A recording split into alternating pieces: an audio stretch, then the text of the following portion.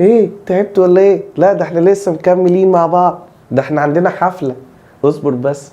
انا ان شاء الله زي ما قلت لك ووعدتك ان الفيديو ده هيكون فيه كل دروس الجرامر بتاعتك، فعشان كده انا عايزك يعني ما اعرفش بقى، عايز تقسم البتاع على 2 براحتك، عايز تقسم الفيديو على 3 ايام براحتك. المهم ان انا عملت اللي عليا واديت لك الخلاصة كلها في الفيديو اللي معاك ده. تعال بقى ركز معايا في الدرس ده اللي ملهوش اي 30,000 لازمة، بس يلا. بص يا صاحبي، هو درس سهل خالص بس محتاج منك انت المجهود مش مني انا، لان هو معتمد اعتمادا كلي على الحفظ اكتر. احنا بنتكلم عن الفيربس اللي بيجي وراها تو والانفينيتيف، او بيجي وراها الفعل ان جيرند فورم، يعني الفعل المنتهي بالاي ان جي. طيب انا هحل الدرس ده ازاي يا مستر؟ اولا لازم تفهم ان انت عندك 4 قواعد، وركز في اللي انا بقوله ده كويس قوي. انت عندك كام قاعده؟ 4 قواعد. القاعدة الأولى، لازم تحفظ شوية أفعال بيجي وراها تو المصدر بس، وده مهم جدا. يبقى أنا لازم أحفظ شوية الأفعال اللي بيجي وراها تو المصدر بس. طب تمام. القاعدة التانية حضرتك انت بتحفظ الأفعال اللي بيجي وراها فعل منتهي بالاي ان جي، وده برضو مهم جدا. يبقى تاني اهو، لازم احفظ الافعال اللي في القاعده الاولى اللي بيجي وراها بيجي وراها تو المصدر، ولازم احفظ الافعال اللي بيجي وراها فعل اخره اي ان جي.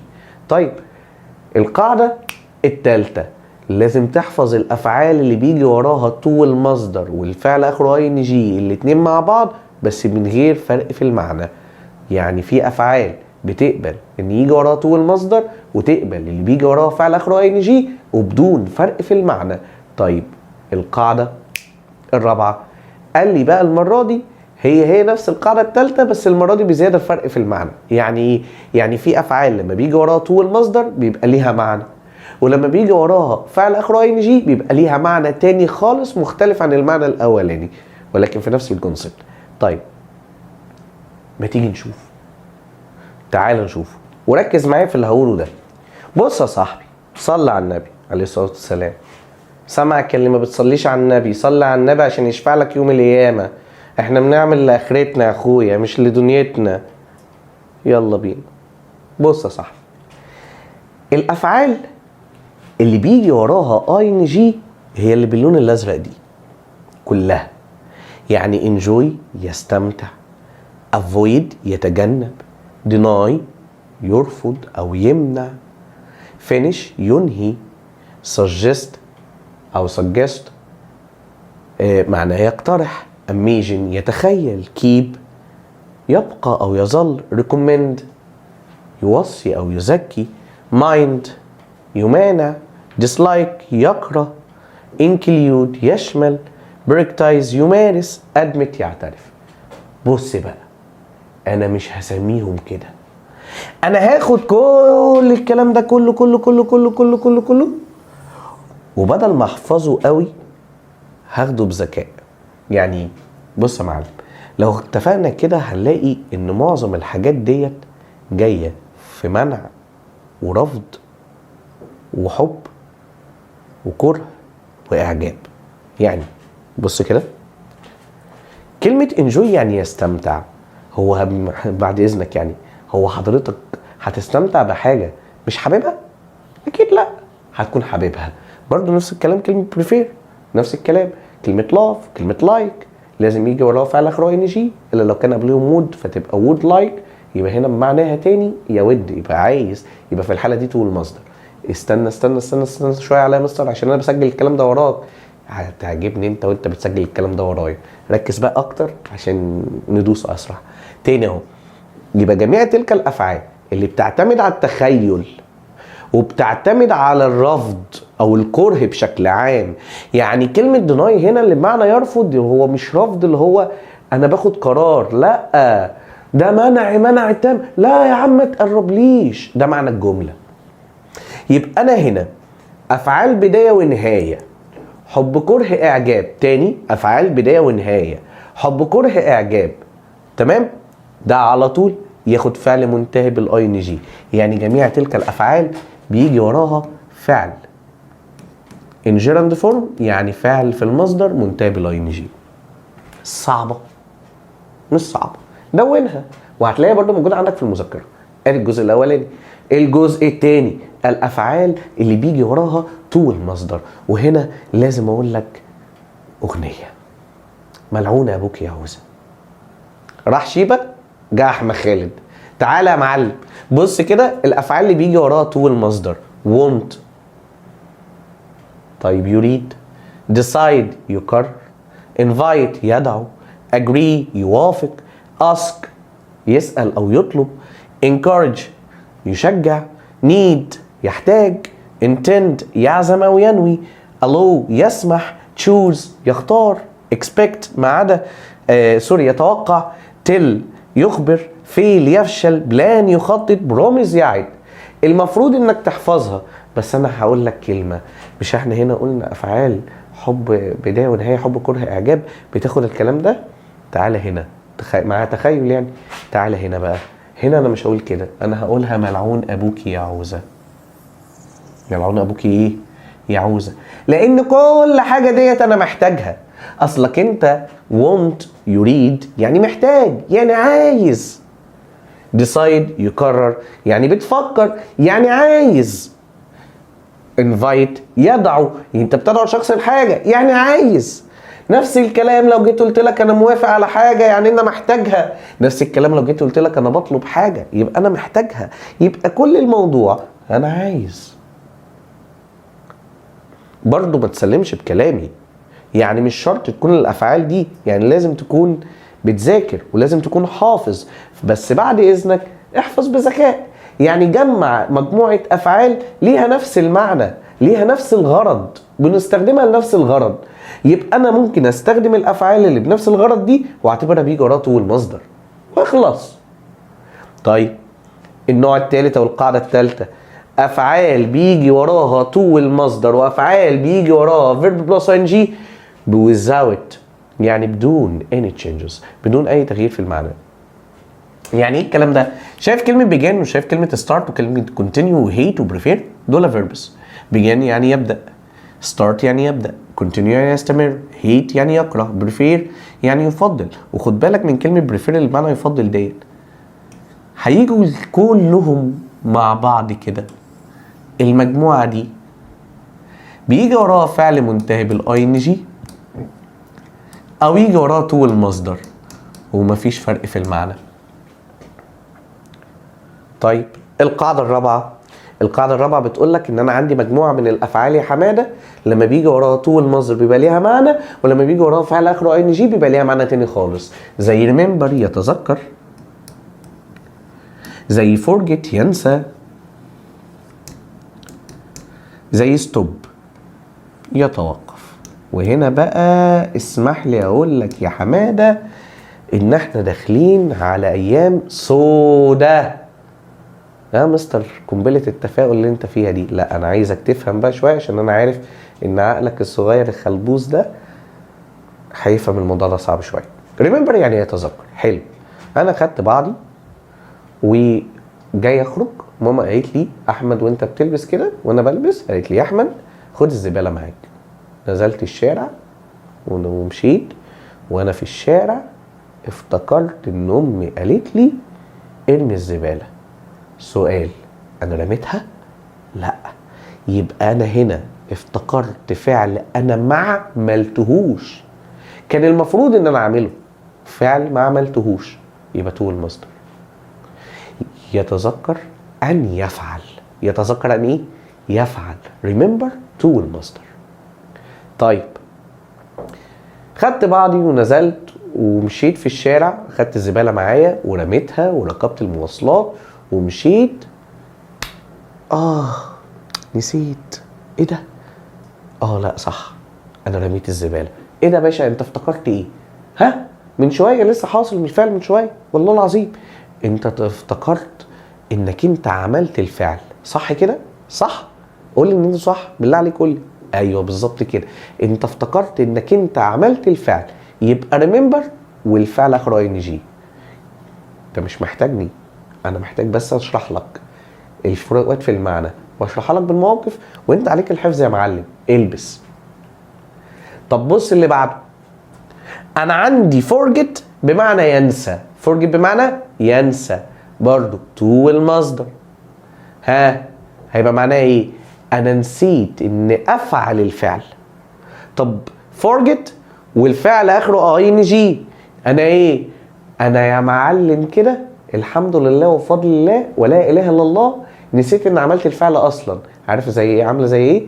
زي مثلا جيت لي هنا الحصه قلت لها مستر انا نسيت الواجب، وبعد ما اديت لك العصايه التمام جيت قلت لي ايه ده مستر كروس الواجب موجوده. يبقى انت نسيت ان انت جبتها، يبقى انت نسيت ان في فعل اتعمل. يبقى forget والverb بلس ing. طيب اخر حاجه ستوب دي بقى جامده. ستوب يعني يتوقف. يتوقف لكي انا هتوقف دلوقتي عن الشرح عشان اشرب كوبايه قهوه وارجع لك تاني. يبقى انا هنا توقفت عن فعل الشيء لفتره مؤقته ورجعت تاني اكمله، صح؟ يبقى تو المصدر.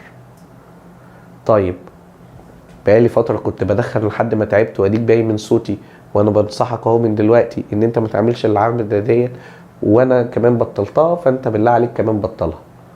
مش انت طبعا، انا بتكلم الناس اللي اكبر منك شويه. انت ايه اللي لسه بتشرب سجاير؟ عيب عيب، دي قله ادب، قله. يلا مش مشكله. المهم عايز تتوقف عن الشيء نهائيا هستخدم ستوب، بس المره دي الفعل اللي اخره اي ان جي، لان هيبقى معناها مش يتوقف، ده هيبقى معناها يتجنب. شفت السبوره الجميله اللفلوفه الحبوبه دي؟ بعد اذنك سجلها عندك عشان هتحتاجها بعدين. وتعالى لي هنا بقى، بص هنا الافعال اللي بيجي وراها تو المصدر زي نيد كده وبلان وتشوز وتسايد، اللي انا جيت قلت لك افعال العوزه دي. we need to use clean renewable energy. طب بص بص بص بص بص بص بص بص بص بص بص بص بص ايه ده مستر الكلام ده؟ انت هتغني ولا ايه؟ بص يا صاحبي، ادي نيد جا وراها تو والمصدر او. سلمى decided to travel abroad. يلا ادي decided قررها، ها عوزة جا وراها تو والمصدر او. طب بص هنا، بص بص بص بص enjoy يستمتع وافويد يتجنب نهائيا، يعني بيكره الحاجة دي نهائي. do you enjoy playing the piano؟ هل انت بتستمتع بلعب البيانو، بعزف البيانو؟ enjoy هنا جا وراها الفعل enjoy فورم يعني فعل منتهي بالاي ان جي. طب we can avoid cutting down trees، يعني ايه الكلام ده؟ احنا ممكن نتجنب قطع الاشجار. يبقى avoid هنا برضو جا وراها فعل منتهي بالاي ان جي. وبكده يا شباب بيبقى خلصنا الدرس اللي ملهوش لازمه اللي انا لسه قايل لك عليه من بدايه الفيديو لو انت لسه ما تابعتوش كويس قوي. دونه بقى وتعال نشوف الحل. ايه يا صاحبي، شفت الدرس اللي هو بتاع الافعال اللي احنا اتكلمنا عنها دي؟ تعالى بقى نشوفه الحل بتاعه. برضو من اسئله الامتحانات السابقه زي ما اتعودنا، وبعد كده نرجع تاني لسؤال اسئله كتاب المدرسه. دلوقتي وي بلان يعني يخطط، يعني بيفكر، وطالما بيفكر انا قلت لك بيفكر يعني يقرر، يبقى في ساعتها هياخد ايه؟ تو المصدر. يبقى مكان سبند اسمها تو سبند. تمام؟ طيب doing sport help you keeping. ثانيه واحده، help من ضمن الافعال اللي بيجي وراها تو المصدر او يجي وراها المصدر بس. تمام؟ ودي خدناها في اللانجوج نوتس في الملاحظات اللغويه، يساعد. يبقى انا هنا في الحاله ما ينفعش اقول keeping، او ما هو ايه؟ يا اما اقول to keep يا اما اقول keep بس. يبقى في الحالتين دي صح، ده صح وده صح. I'd love، قلت لك انت عارف ان هي بدايه ونهايه حب كره اعجاب. لما كنا بنتكلم في الدرس لو انت فاكر من شويه قلت لك ان love بياخد بعدها الفعل اخره اي ان جي. بس في حاجه مهمه عايز اقولها لك، ان love ولايك وبريفير لما بيجي قبلهم would اللي هي بتتكتب بصيغه مختصره ابوستروفي دي، يبقى انت في الحاله دي بتاخد وراهم to والمصدر. خلي بالك من النقطه دي كويس. طب يلا بينا عايزين نظبط الدنيا. I'd love ايه؟ to attend اهي.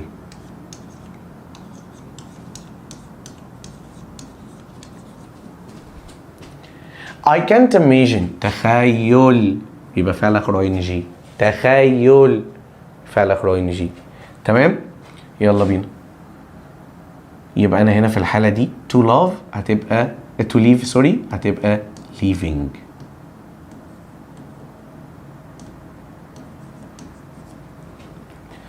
would you mind هل تمانع؟ منع يعني رفض ورفض تام. يبقى انا هنا في الحالة ما ينفعش اخد to المصدر. هاخد ايه؟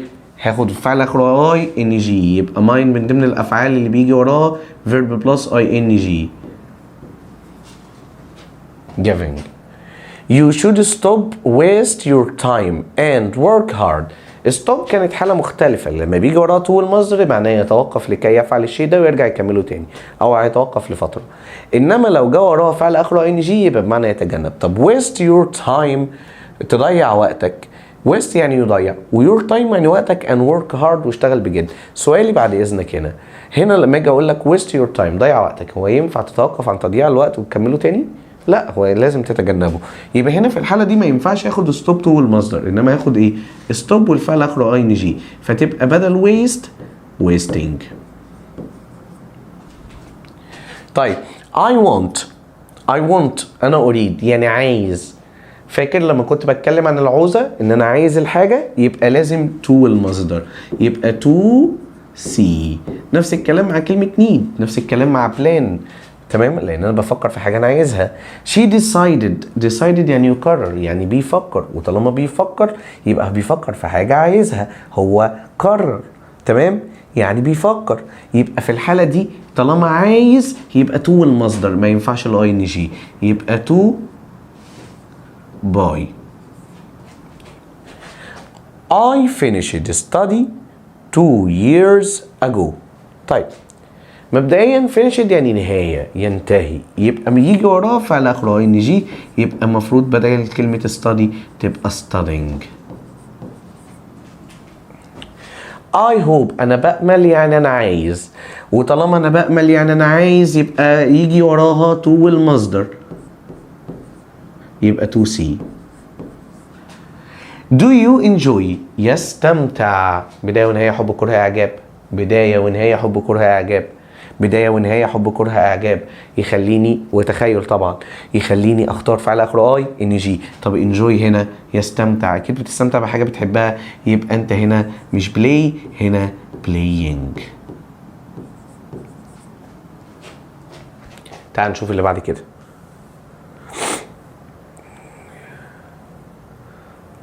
دي اسئلة كتاب المدرسة، فيلا بينا نشوفه. معانا 16 سؤال، يلا بينا نشوفه. keep يعني يبقى او يظل، ويظل هنا لازم يبقى فيه وراها فعل منتهي بالاي ان جي، فانا هنا هحط burning.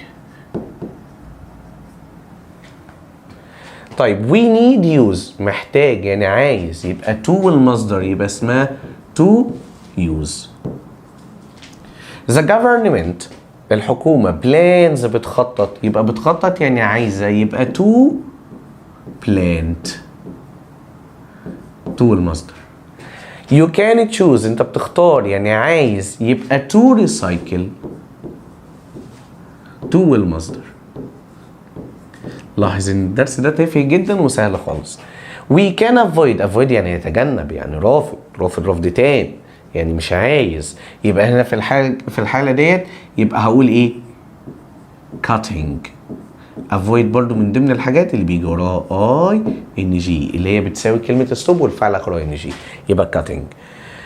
we need محتاج يعني عايز، يبقى to المصدر to use.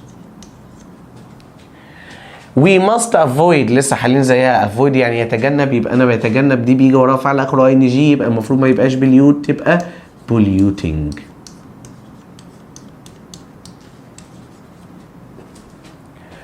طيب what do I need يحتاج يعني عايز، يبقى مكان كلمة buying يبقى to buy، لان انا قلت لك لما تكون عايز حاجة يبقى to المصدر.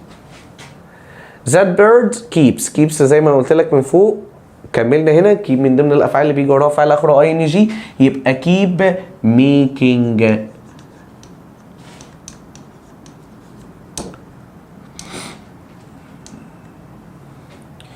احمد has chosen احمد بيختار.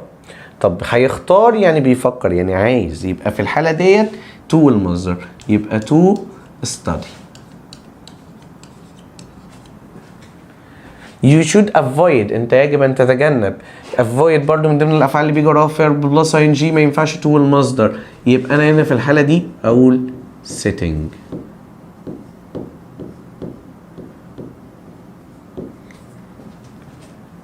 Do you enjoy to play؟ ما ينفعش to play، انما ينفع ايه؟ playing.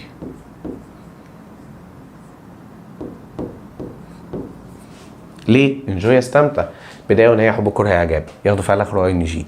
My family has decided، يقرر يعني عايز، يبقى to المصدر اللي هي هنسميها to go.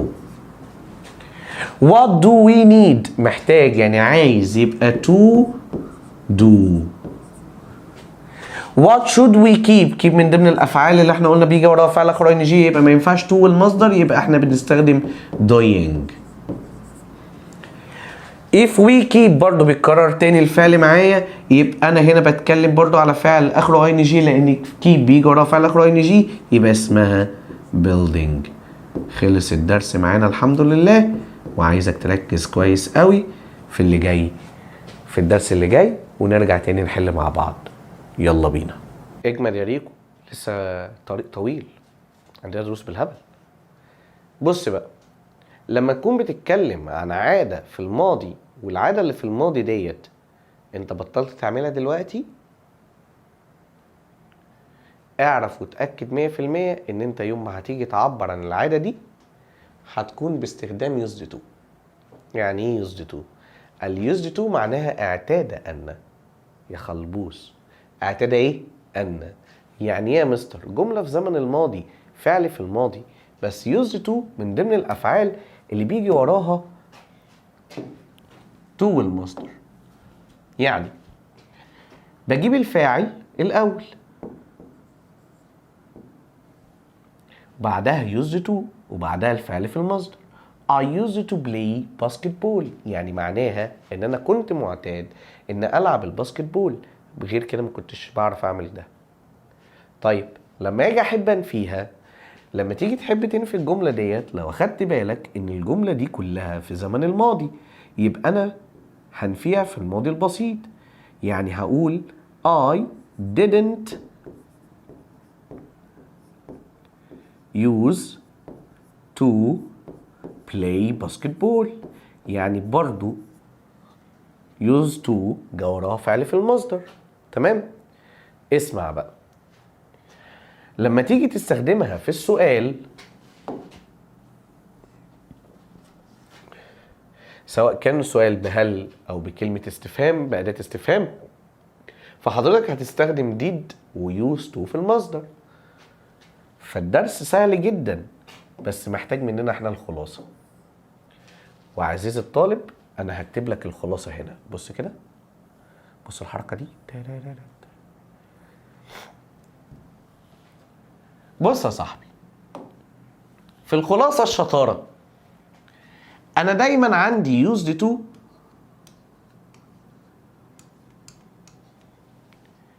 هيجي وراها المصدر. حلو كده؟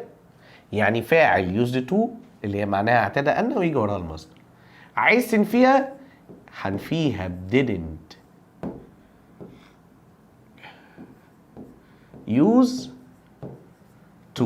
يبقى امتى used تبقى use؟ قال لي لما يبقى فيه نفي didn't، او يبقى فيه سؤال. يعني ايه يبقى فيه سؤال؟ يعني في اداة يجي وراها الماضي did، يعني لازم كده، تمام، ويجي بعدهم فاعل، تمام، ويجي بعديهم فعل في المصدر يكون اسمه use to والمصدر. تمام يا معلم؟ بس كده خلص الدرس. يبقى استخدام ال used to في الجملة العادية بيجي وراها فعل في المصدر. حاجة انفيها تبقى didn't والمصدر اللي هي didn't used to. حاجة استخدمها في السؤال، أداة دي فاعل used to والمصدر. طيب درس سهل جدا وخلص بسرعة. تعال نشوف التمارين عليه ونرجع لبعض تاني. تعال بقى ابدأ معايا كده وسمي الله، ويلا بينا واحدة واحدة. برضو هنبدأ بأسئلة الامتحانات السابقة. وزي ما انت شايف في المذكرة عندك هتلاقي مكتوب جنبها كل امتحان، كل سؤال الامتحان بتاعه جاي منين او جاي هو من انهي امتحان. يلا بينا تعال نشوف. he used to leaving، من غير ما اكمل used to بيجي وراه الفعل في المصدر، يبقى انا عايز كلمة leave. اللي بعده قال لي which team did he not used to play مش عارفه ايه. ده سؤال، يبقى لازم طالما هو في هنا used وفي هنا did يبقى لازم تكون في المصدر، يعني في الاخر كده use. طيب did سالم وهنا used، ده سؤال بديد يبقى عايز الفعل في المصدر. طب الفعل الاولاني بتاعي used فالمفروض يكون مصدر use. قلت لك تاني اهو، نرجع تاني used to في الجملة العادية المثبتة عادي يبقى used to والمصدر. في الجملة المنفية بتبقى didn't use to والمصدر. في السؤال أداة استفهام did use to والمصدر. did فاعل use to والمصدر. يلا بينا كده تعال نشوفه بقى. أنا بتكلم هنا في سؤال عادي، اعتبره كأنه جملة في الماضي البسيط عادي. يبقى أنا هنا لقيت does وده سؤال، يبقى فعل المساعد بتاعي does، بعديه الفعل you، بعدها used to، وهنا في الاخر خالص قال لك last year يعني تدل على الماضي، يبقى مكان does انا عايز did. طيب that building used to being، لا يا باشا هي be، لان used to بيجي وراها الفعل في المصدر، وبي ده المصدر بتاع am with were was were. طيب he used to sings، يبقى انا مش عايز اس ديت، انا عايز used to يجي وراها المصدر على طول، يبقى بدون اي اضافات هحط sing. does he used to ride، لحد هنا تمام، بس انا وصلت لحد هنا فلقيت بيقول لي when he was young، لما كان صغير، يبقى ده ماضي، يبقى ما ينفعش يبقى فيه does، انما هستخدم did. I used to walk to school when I was a child، لحد هنا تمام مفيش اي مشكلة، ولكن لما لقيت I was a child انا كنت طفل، يبقى انا هنا بتكلم في الماضي، يبقى ما ينفعش use، لازم تبقى used to. He always not using to be afraid of the dark when he was young. طب بعد اذنك كده لما يجي اقول لك he always تمام، وانا بتكلم في when he was young لما كان صغير، يبقى ده ماضي، يبقى هو مش عايز using، هو عايز used to. We not used to play computer games but we do now، هو بيعمل ده دلوقتي او احنا بنعمل ده دلوقتي، يبقى معنى كده ان هو بيتكلم عن عادة في الماضي، وطالما عادة في الماضي يبقى النفي بتاعها عشان هو عايز not يبقى هو بنقوله didn't،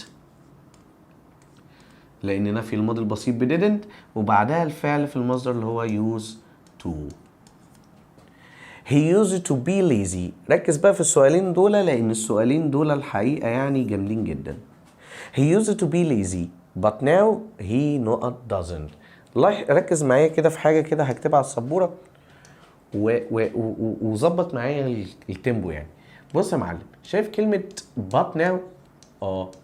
but now دي تفيد التناقض. حلو، فلو هنا في اثبات يعني مثبت تمام، لازم يكون في هنا نفي، والعكس صحيح. يعني لو في هنا نفي لازم يكون في هنا ايه؟ مثبت. تمام؟ طيب حلو، الفكرة بقى في ايه؟ في ان انا هكتب لك هنا جملة هتساعدك في حاجة. الصفة مسؤول عنها verb to be، والفعل مسؤول عنه verb to do. حلو كده؟ يبقى تاني ركز هنا في الجزئية ديت عشان مهمة. الصفة مسؤول عنها verb to be اللي هو am with or was aware، انما الفعل مسؤول عنه verb to do اللي هو فعل يفعل. طب ما تيجي هنا he used to be lazy، هو كان متعود ان هو يكون كسلان، فليزي دي صفة يبقى المسؤول عنها verb to be. وهنا في but now، وانا قلت لك من شوية ان but now تفيد التناقض، فلو هنا مثبت يبقى هنا منفي، ولو هنا منفي يبقى هنا مثبت. فهنا مثبته يبقى الجمله هناك منفيه، ودازنت بتيجي مع هي صح لان انا بتكلم في ناوي يعني مضارع. انا بتكلم ان العاده اللي في الماضي دي ما بقتش موجوده في الحاضر، يبقى انا هنا بتكلم دازنت فالمفروض تكون صح. قال لك لا انت هنا بتتكلم عن صفه، يبقى يوم ما تنفيها فيرب تو بي. طيب هي هنا في فيرب تو بي في المضارع، وركز في الجزئيه دي. doesn't هتبقى isn't. مش فاهم افهمها لك تاني سريعا. هو ما تعودش ان هو يكون كسلان، او هو تعود ان يكون كسلان، يبقى دلوقتي هو مش كسلان. انا هنا نفيت ايه؟ صفه، وبتكلم في دلوقتي يبقى مضارع، وانا قلت لك من شويه ان الصفه مسؤول عنها ايه؟ فيرب تو بي. يبقى طالما مضارع وفيرب تو بي يبقى اما واذا وار. طب حلو الكلام ده. انا عندي هنا doesn't، وdoesn't تنفي الافعال لانها فيرب تو دو. طب انا هنا عايز اقول ان هو دلوقتي ما بقاش كسلان، يعني انا هنفي ايه؟ صفه يبقى isn't. She used to love eating. هو اعتاد او هو متعود ان هو يحب الاكل الشوكولاته. يبقى but now يبقى هو دلوقتي مش بيعمل ده. دلوقتي مش بيعمل ايه؟ دوت. يبقى ساعتها she used to love eating chocolate. هو اعتاد انه يحب اكل الشوكولاته، ولكن دلوقتي هي لا، لان انا بتكلم عن she. طب انا هنا بنفي ايه؟ بنفي فعل يا معلم. خلاص؟ يبقى انا هنا في الحاله دي هاخد isn't ولا doesn't؟ هاخد doesn't. ليه؟ عشان نفي الفعل. فهمنا الفكره عامله ازاي؟ فركز فيها. طيب تعال نشوف اللي بعد كده. عندي 14 سؤال يعتبر من اسئله كتاب المدرسه، نركز فيهم. تمام؟ يلا بينا بسم الله. In the past في الماضي people didn't يبقى تاخد وراه المصدر، يبقى انا مش هكمل واقول use. We used to يبقى انا مش هكمل واخد الفعل في المصدر. wasting المصدر بتاعه waste. I don't used to have an electric toothbrush. لحد هنا الجملة صح. but now طالما قال لك but now يبقى الجملة اللي فاتت دي كانت ماضي. تمام؟ يبقى الجملة اللي فاتت دي كانت ماضي، يبقى ما ينفعش don't، لازم تكون didn't، لأن نفي الماضي البسيط didn't. Mom used to get plastic bags at the supermarket but now. طالما في but now يبقى الجملة دي كانت في الماضي، يبقى ما ينفعش used to، يبقى لازم تكون used to. Dad didn't used to. ماليش دعوة، أنا لقيت used to أو didn't used to يبقى لازم يجي وراه الفعل في المصدر، يبقى أنا عايز turn، مش هكمل. أحمد not used to like cheese but now. طالما لقيت but now يبقى الكلام ده كان في الماضي، يبقى أنا عايز هنا نفي الماضي، يبقى أنا عايز didn't use. This building هذا المبنى used to be. مفيش حاجة اسمها used to be. تمام؟ ركزوا كده معايا. هذا المبنى used to be ما ينفعش، أنا ما عنديش حاجة اسمها used to be. ولكن يلا before they painted it blue. يلا بينا. يبقى used to be.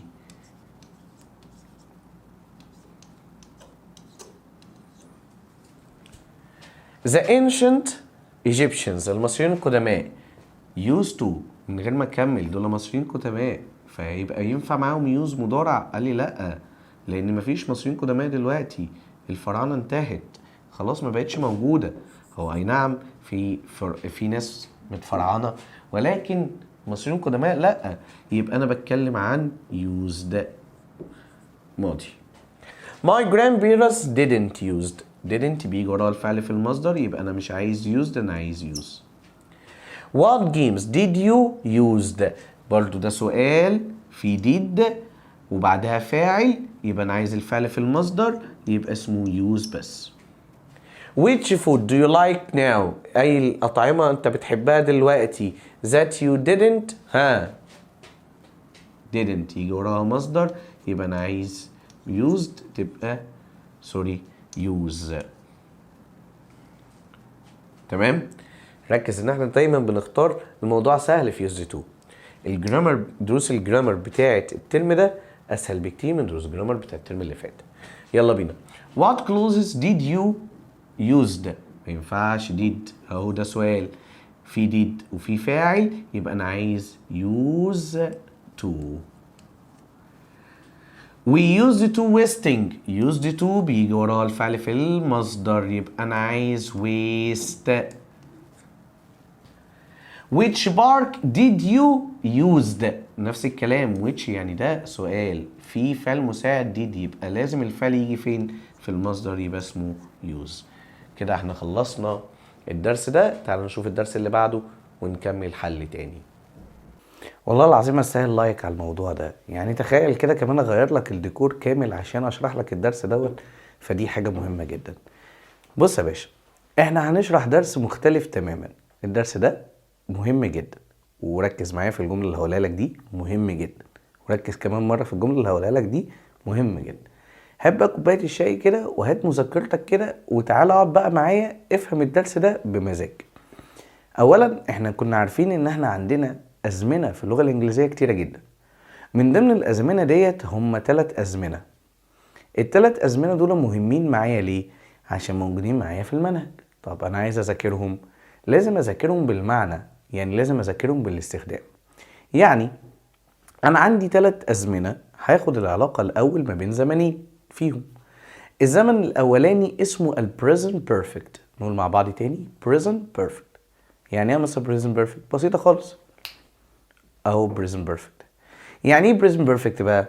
قال لي بص يا معلم، البريزنت بيرفكت هو الزمن الذي يعبر عن حدث حصل في الماضي ولكن اثاره ما زالت موجودة في الحاضر.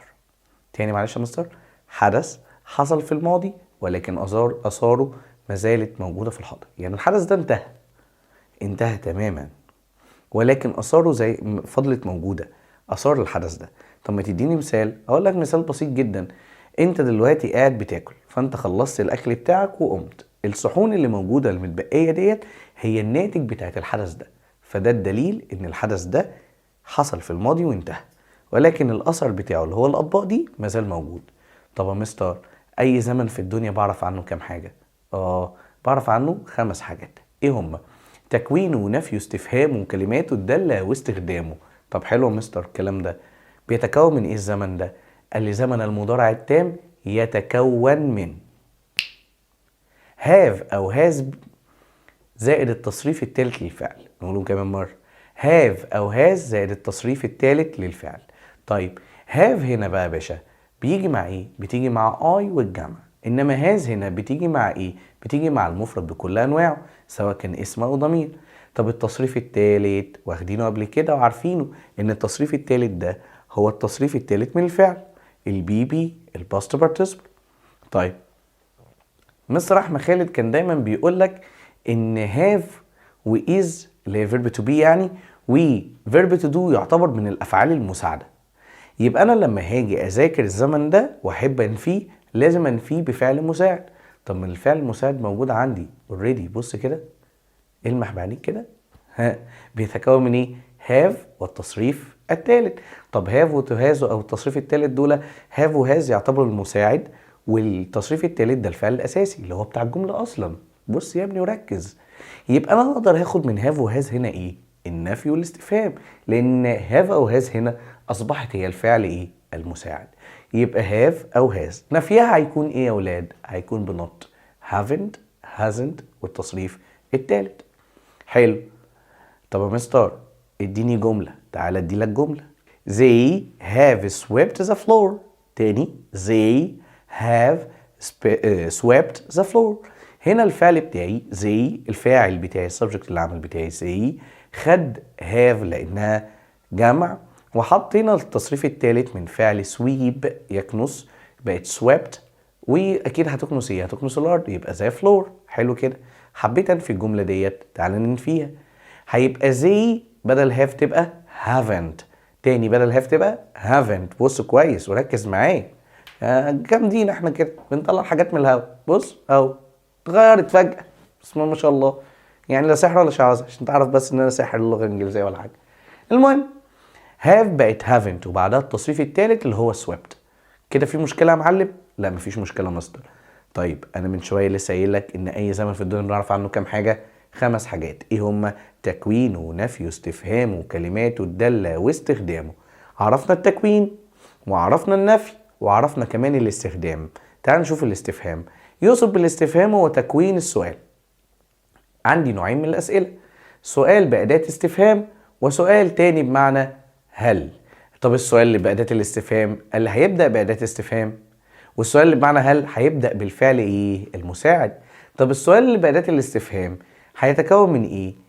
أداة have أو has ثم الفاعل ثم التصريف الثالث. يبقى شقين أساسيين موجودين عندي في السؤال هما have أو has والتصريف الثالث. طب حلو. طب السؤال اللي بمعنى هل هيبدأ بهاف أو هاز ثم الفاعل ثم التصريف الثالث. طب يبقى أنا كده خلصت لك الدنيا يا معلم، لخصتها لك. ولكن تعالى بقى نخش في دايرة الكلمات الدالة. شفت الرعب اللي احنا فيه؟ شفت؟ تعالى بقى. الكلمات الدالة دي هي محور الأسئلة اللي هتخليك تجاوب على كل سؤال من الأسئلة بتاعت المضارع التام. تعال نقولهم الأول كلهم مع بعض وبعد كده أقول لك كل حاجة فين، ولازم تحفظها كويس قوي ولازم تفهم بتتحط فين. وخد بالك من نقطة، إن أنت لو فهمت كويس هتحل كويس، ما فهمتش كويس مش هتحل أصلا. يلا بينا مع بعض. ever never، قول ورايا. ever never، since before، just ready yet.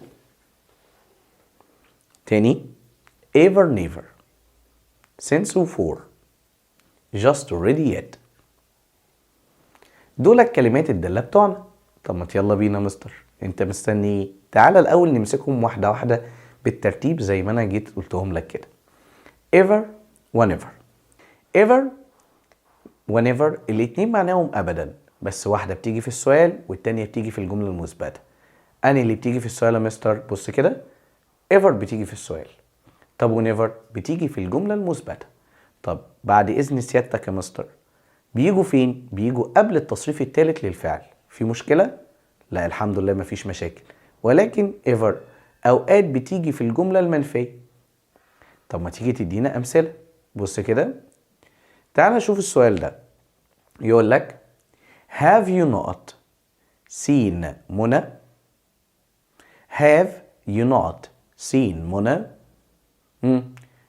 هنا لو هحط ever و never هحط تاني واحدة فيهم، ده سؤال، يبقى ساعتها هحط برافو ever قبل التصريف الثالث. طب بص السؤال التاني ده، I haven't not seen منى. I haven't not seen منى. ها؟ I haven't جملة منفية يبقى هيجي معاها ever، يبقى أنا حطيت ever. طب بص هنا I have not seen منى. I have not seen منى. ها؟ I have يبقى هيجي وراه جملة مثبتة، يبقى هيجي قبل التصريف الثالث. ها؟ برافو عليك، هيجي قبل التصريف الثالث never. يبقى تاني اهو ever never الاتنين بمعنى ابدا ويجوا قبل التصريف الثالث. واحدة بتيجي في السؤال والجملة المنفية والتانية بتيجي في الجملة المثبتة قبل التصريف الثالث. تعالوا نشوف الكلمتين التانيين. since و for. since وايه؟ وفور.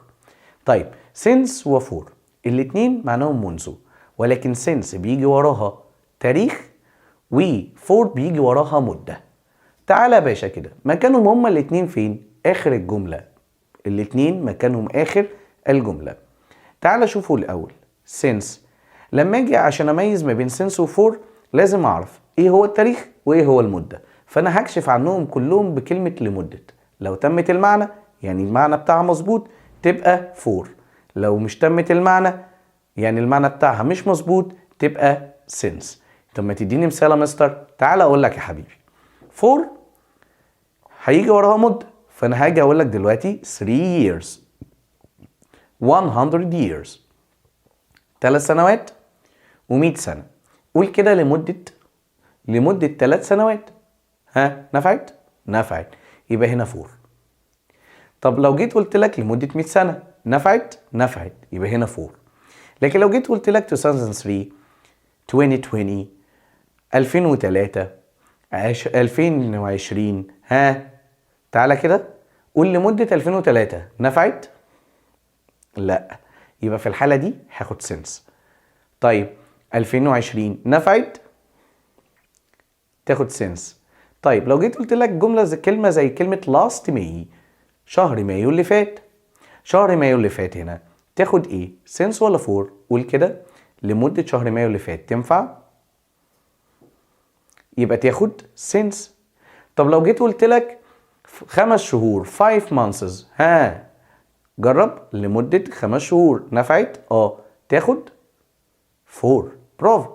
يبقى احنا كده سنس و4. سنس بيجي وراها تاريخ، 4 بيجي وراها المدة. سؤالي بسيط هنا، تعال بص الجملة دي، بيقول لك I have lived here not 3 years. هنحطه هنا ايه؟ برافو، 3 years 3 سنوات، لمدة 3 سنوات، مظبوط. يبقى هناخد 4. طب يلا بينا الجملة التانية، I have lived here not 2003. 2003. يلا بينا، ها تاخد ايه؟ برافو، since. تمام، بص كده لمدة 2003 ما تنفعش، يبقى انا هاخد since. صعب ده؟ مش صعب الحمد لله. تعال نشوفوا الكلمتين الثلاث كلمات التانيين او just already و yet. just معناها توا، ودي مكانها قبل التصريف الثالث. already معناها بالفعل، ودي مكانها بيجي في حاجتين، قبل التصريف الثالث ونهاية الجملة المثبتة. قبل التصريف الثالث ونهاية الجملة ايه؟ المثبتة. انما يت بتيجي في نهاية حاجتين، نهاية السؤال ونهاية الجملة المنفية. فتعال نشوف، يلا بينا، تعال بينا. يقول لك I have not done my homework. I have not done my homework. النقط هنا موجودة فين؟ قبل التصريف الثالث. يبقى أنا هنا محتاج حاجتين ينفع يتحطوا، just و already، لأن just و already بيجوا قبل التصريف الثالث. طيب دي الجزء الأولاني. بص هنا I haven't done my homework نقط، نهاية الجملة منفية. تاني اهو هقولها I haven't done my homework نقط، ها نهاية الجملة المنفية. يبقى أنا ساعتها هختار yet. طب لو كانت الجملة دي مكتوبة I have done my homework نقط، بص كده انت قلت ايه؟ I have، و I have دي جملة مثبتة، يبقى هتحط هنا yet؟ لا، دي نهاية الجملة المثبتة نحط فيها already. طيب تعال نشوف جملة كمان، have you done your homework نقط. بالظبط، نهاية السؤال هنحط فيها yet. فهمنا؟ يبقى نراجع كده الكلمات بأماكنها بمواقعها بمعانيها. تاني عندي ever never، since for just already yet، ever و never. ever في السؤال والجملة المنفية، never في الجملة المثبتة. الاتنين بيجوا قبل التصريف الثالث. since و for نهاية الجملة، since بيجي وراها تاريخ، for بيجي وراها مدة.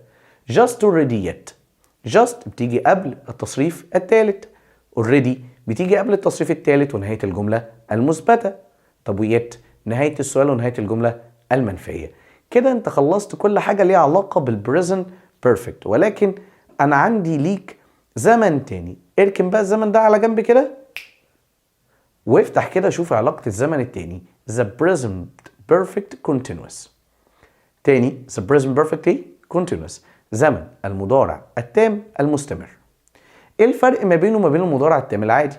انا قلت لك ان المضارع التام العادي بيعبر عن حدث حصل في الماضي وما زالت احداثه ايه الفرق ما بينه وما بين الزمن المضارع التام العادي؟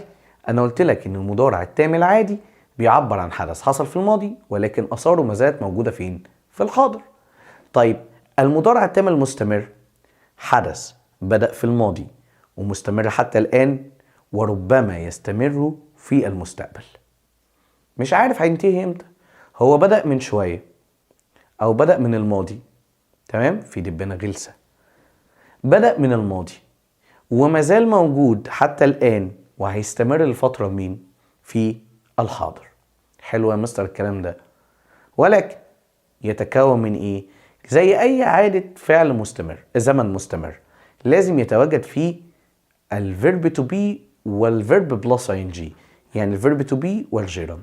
فالمضارع التام المستمر هيتكون من have او has، بس المرة دي هحط been والفيرب بلس اي ان جي. طيب هل الكلمات الدالة على الزمن ده هتتغير؟ اولا تعالوا نشوف نفيه. النفي بتاعه have تبقى haven't، has تبقى hasn't، وبرضه been والفيرب بلس اي ان جي.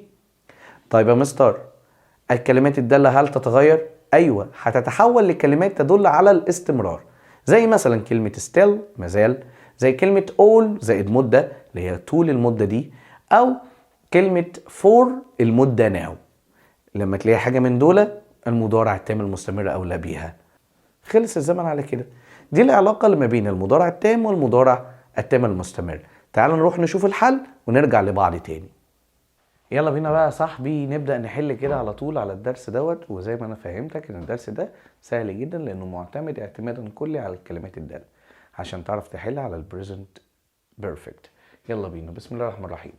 مبدئيا كده يا استاذ يا محترم يا مبجل، دي اسئله برضو زي ما اتعودنا في الفيديو ده ان احنا واحنا بنراجع بنحل اسئله الامتحانات السابقه واسئله كتاب المدرسه وبنك المعرفه واللونج مان.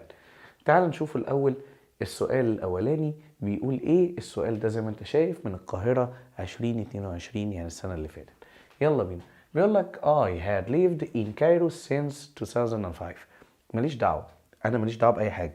انا شفت يا معلم كلمه since هنا تدل على زمن البريزنت بيرفكت. طب البريزنت بيرفكت بيتكون من ايه؟ have او has والتصريف الثالث للفعل. طب اي بتاخد ايه؟ الاي هتاخد هاف. اوعى تكتب هاف وتسكت. لازم طالما هو جاب لك هنا تصريف ثالث يعني الفعل من ضمن الخطأ اللي عندك يبقى تضيفه برضو. يبقى had lived. صعب ده يا ولد؟ ادي الجزء الاولاني. الجزء الثاني او السؤال الثاني we played chess all night. ماليش دعوه. ليه؟ قلت لك برضو ان زمن المضارع التام المستمر هو الزمن اللي لازم تلاقي له فترة تدل على الاستمرارية. صح كده؟ طب انا دلوقتي لقيت كلمة all وبعدها مدة. لاحظ كده تاني اهو، نصغر الخط شوية ونركز مع بعض. لقيت all وبعدها ايه؟ مدة all night طول الليل، يبقى ده مضارع تام مستمر. طب المضارع التام المستمر ده بيتكون من ايه؟ have او has been والفيرب بلس اي ان جي. طيب يبقى انا عايز الفعل ده قبليه have او has. يلا بينا. وتاخد ايه؟ قال لي هتاخد have. حلو. وبعد ما تاخد الهاف قال لي تجيب been بعدها. ادي been بعدها. ثم الفعل اللي عندك ده نحط له اي ان جي، فشيل الاي دي وحط اي ان جي فتبقى اسمها playing. صعب كده؟ تعال نكمل اللي بعده. how long طالما انا بسأل عن المدة. وبص هنا كام المدة، وبسأل هنا اخش جوه هلاقيها all day طوال اليوم. يبقى انا هنا بدل على المضارع التام المستمر. طب المضارع التام المستمر يتكون من ايه؟ have او has been والتصريف والفعل اخره اي ان جي. طب انا عندي have وعندي كلمة you خلاص، وادي الفعل المنتهي بالاي ان جي، يبقى انا فاضل لي ايه؟ been. طيب بص كده ادي sleeping ده الاي ان جي وادي have، يبقى عايز مكان being دي هي been زي ما انت شايف كده. لاحظ ان احنا كل خطوة بنعملها بناء على التكوين. يلا بينا. السؤال رقم 4 الجيزة 22. تعالوا نشوف قالت ايه. we have finished painting the house yet. عارف انت هتعمل ايه؟ هتيجي تقول له مستر الجملة صح معاك يا معلم. ممكن حد تاني يقول لي لا يا مستر اسمها have been. لا يا عم اصبر واحدة واحدة. انا عندي كلمة دالة yet هي اللي هتحرك لي الموضوع كله. yet بتيجي فين؟ نهاية السؤال ونهاية الجملة المنفية، يبقى هو عايزها هنا ايه؟ منفية. يبقى مكان have نحطه ايه؟ haven't. ركز، الحاجات الصغيرة ديت مهمة ومفيدة بالنسبة لك. معلش هنكبر الخط شوية لان انا شايفه ايه؟ عقيم يعني. تعال نشوفه ده. السؤال اللي بعد كده السؤال رقم 5. دنيا do her housework for 2 hours now. مش هكمل، انا لقيت for ولقيت now وما بينهم مدة، يبقى انا عايز اقول لك ان هو كان مستمر، بدأ من ساعتين ومستمر حتى الآن، يبقى مضارع تام مستمر. مضارع تام ايه؟ مستمر. طب ما فيش اي حاجة تدل على المضارع او تكوين المضارع التام المستمر غير الفعل do. طب ما do ده هيبقى doing، ده الفعل. قبليه بقى have او has been، والفعل منتهي بالاي ان جي. يلا بينا. طب دنيا مفرد تاخد has، بعدها been، بعدها doing. صعب ده؟ اللي بعده عمر not read a new story for an hour. He is still reading it. مش شرط يجيب لك for now، بس جاب لي for اهي وادي مدة اهي، وقال لي هنا still reading it. يعني ايه الكلام ده؟ still يعني مازال، وطالما مازال يبقى هو مازال بيقراها لحد دلوقتي، يبقى ده مضارع تام مستمر. يبقى برضه عمر ياخد his. طب been ثم reading. صعب يا صاحبي؟ سهل والله. تعال نشوفه. لقيت السؤال اللي بعد كده السؤال رقم 7. how long. how long يعني كام المدة. وهنا جايب لي have والفعل منتهي بالاي ان جي، يبقى فاضل لي بي. هخليها بين تصريف تالت. اللي بعده they have been studied. هو جايب لي المرة دي التكوين بتاع المضارع التام المستمر have وبين، يبقى فاضل لي الفعل منتهي بالاي ان جي، يبقى مكان studied دي هشيلها وارجعها لاصلها فتبقى study، واحط لها الاي ان جي يا معلم. ادي اي وادي ان جي تبقى studying. have علي ever seen a lion. ماليش دعوه، ده سؤال سهل جدا وملوش اي لازمه. ادي علي مفرد ولا جمع؟ مفرد، ياخد هاف؟ لا، هياخد هاز، يبقى التصحيح بتاعي هاز. she has be cooking. ماليش دعوه باللي جاي. بص هنا يا معلم، ادي هاز وادي الفعل اخره اي ان جي، يبقى انا فاضل لي في النص مضارع تام مستمر have او has been والفيرب بلس اي ان جي. ادي هاز وادي الفعل اخره اي ان جي، اي ان جي سوري، فيبقى انا فاضل لي been. سؤال رقم 11. هبة do her homework for 2 hours. She hasn't finished yet. هي لسه ما خلصتش. يبقى طالما بدأت من ساعتين ولسه ما خلصتش يبقى ده ايه؟ برافو، فعل مضارع تام مستمر. طب الفعل المضارع التام المستمر بيتكون من ايه؟ have او has been والفيرب بلس اي ان جي. طيب هبة تاخد ايه؟ قال يا مستر هتاخد has. طيب وبين الفعل اللي عندي بقى اللي هو اصلا غلط دو، هحط له اي ان جي فيبقى اسمه doing. what have you been do. المره دي كاتب لي have وكاتب لي يو وكاتب لي been، يعني من الاخر كده هو حط لي have وبين. have وايه وبين، اعمل ايه؟ have وبين، يبقى فاضل لي الفعل منتهي بالاي ان جي، يبقى انا عايز doing. سهل جدا الدرس مش صعب، بس محتاج منك شويه تركيز، محتاج منك شويه تركيز. تعال نشوفه اللي بعد كده. السؤال رقم 13. السؤال رقم 13 بيقول لي what have you been dream. نفس الكلام، جايب لي have وجايب لي been، يبقى انا فاضل لي الاي ان جي، يبقى انا هحطها وتبقى dreaming. Eunice read a new story for an hour. He is still reading now. reading it. يونس بيقرا القصة من ساعة وهو مازال يقراها. طالما مازال يقراها يبقى ده مضارع تام مستمر، يبقى أنا هتكلم عن have أو has been والفعل آخره اي ان جي. يونس مفرد يبقى ياخد has وبعدها been، ثم التصريف الفعل اللي معايا أحطه in gerund form، يعني أحط له اي ان جي يبقى reading. سلمى has been in فاروق school for نقط. هو كتب لك has been يعني هي موجودة for 2017. هنا بيسألك في الكلمات الدالة. كنت باجي بقول لك ان for و since الاتنين بيجوا في نهاية الجملة. for مدة، since تاريخ. طيب ادي هنا تاريخ 2017، يبقى دي for المفروض تبقى since. اللي بعده I have already come to school. I have already came. طيب came يعني ده التصريف التاني، وانا عندي كلمة have يبقى انا عايز تصريف تالت. التصريف بالتالت من كلمة came، يلا بينا. came برضو، يبقى انا هرجعها تاني come عشان هي في التصريف التالت شبه التصريف الاول. ميس منى has been teaching، مفيش الكلام ده، ادي has وادي teaching ing تاني ing حلو الكلام. يبقى انا ساعتها هحط been have او has been زائد التصريف متضاف له زائد الفعل متضاف له ing. طيب يلا بينا. I have been do this hobby since last year، ماليش دعوه بالمكتوب، بس انا لقيت هنا have وبين، يبقى انا فاضل لي الفعل منتهي بالاي ان جي. يبقى طب لو افترضنا ان انا لقيت have بس يبقى ده تصريف تالت. طب انا لقيت بين بس موجوده اهي have been على بعضها، يبقى انا عايز الفعل منتهي بالاي ان جي. They have been living here since a year. a year سنه، دي مده هنا قول كده لمده سنه نافعه تبقى فور. طب لو ما كانتش نافعه تبقى سنس. يعني لو جيت قلت لك لمده 2003 تنفع؟ ما تنفعش، يبقى سنس. Why is your hair wet؟ ليه شعرك مبلول؟ قال له I not swim in the sea. انا كنت بعوم في الميه. طيب وشعره مبلول، حدث حصل في الماضي ولكن اثاره ما زالت موجوده فين؟ في الحاضر. يبقى انا في الحاله دي هعبر عنها في المضارع التام. يلا بينا. المضارع التام بيتكون من ايه؟ have او has زائد التصريف التالت I تاخد have،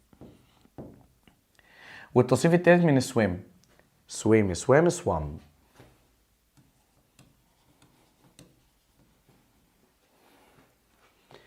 طارق has a headache because he not watched television for too long.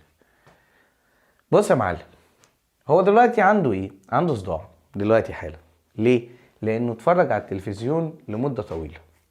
طيب for too long يعني فعل مستمر صح كده؟ يبقى he has فعل حصل في الماضي ولكن اثاره ما زالت موجودة في الحاضر، يبقى has watched.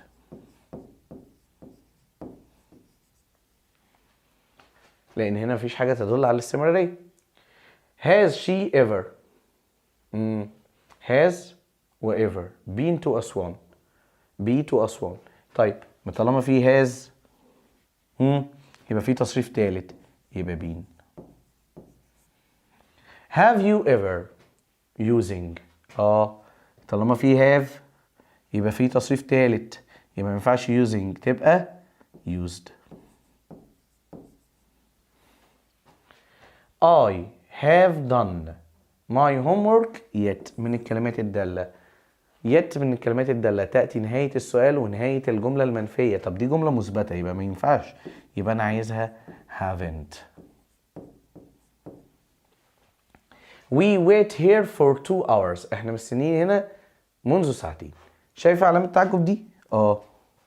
تخليني اقول لك ان انا مستمر، لان انا فاضل مستني هنا من ساعتين وما زلت. انا بتكلم هنا لان انا بقالي هنا من ساعتين يا راجل، يبقى وما زلت موجود، يبقى ده مضارع تام مستمر. يبقى انا ساعتها هقول لك we have been waiting for 2 hours. تمام. تعالوا نشوفوا الدرس اللي بعد كده ونرجع لبعض تاني نراجع على الدرس اللي جاي.